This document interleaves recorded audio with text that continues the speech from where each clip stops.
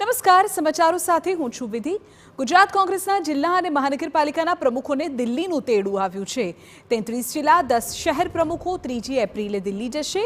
પાયાના સ્તરે પાર્ટીનું સંગઠન તૈયાર કરવા માટે પ્રમુખો સાથે બેઠક મળવાની છે। દેશભરના 700 જિલ્લા પ્રમુખોને રાષ્ટ્રીય અધ્યક્ષ અને રાહુલ ગાંધી મળશે। 3 બેચમાં અલગ અલગ રાજ્યના પ્રમુખોને દિલ્હી બોલાવાયા છે। કોંગ્રેસના સંગઠનાત્મક બદલાવની શરૂઆત ગુજરાતથી કરાશે તેવી માહિતી। हमारा संवाददाता नरेंद्र राठौड़ વધુ વિગતો આપી રહ્યા છે। નરેન્દ્ર, કઈ રીતે આ આખી બેઠકને જોવામાં આવી રહી છે? શું માહિતી કોંગ્રેસની બેઠકને લઈને?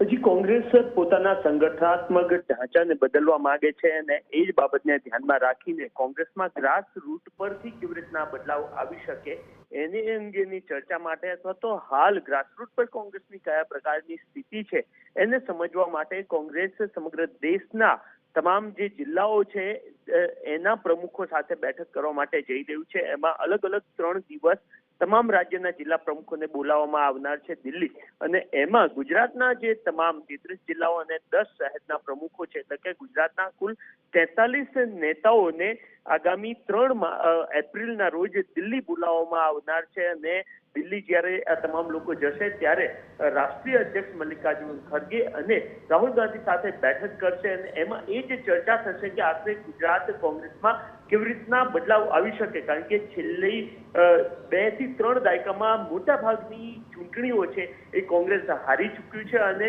દિન પ્રતિદિન કોંગ્રેસનું ગુજરાતમાં જે સંગઠન છે એ નબળું થતું જઈ રહ્યું છે। જ્યાં કોંગ્રેસ સમગ્ર દેશમાં પોતાના સંગઠનમાં બદલાવ ઈચ્છી રહ્યું છે ત્યારે એની શરૂઆત ગુજરાતથી થાય એ પ્રકારના તમામ પ્રયત્નો કરવામાં આવી રહ્યા છે। એ જ બાબતને ધ્યાનમાં રાખીને આગામી 3 એપ્રિલના રોજ ગુજરાત કોંગ્રેસના આ 43 નેતાઓને દિલ્હી બોલાવવામાં આવ્યા છે। બિલકુલ નરેન્દ્ર, જોવું રહેશે કે આ બેઠક બાદ શું વધુ વિગતો સામે આવે છે।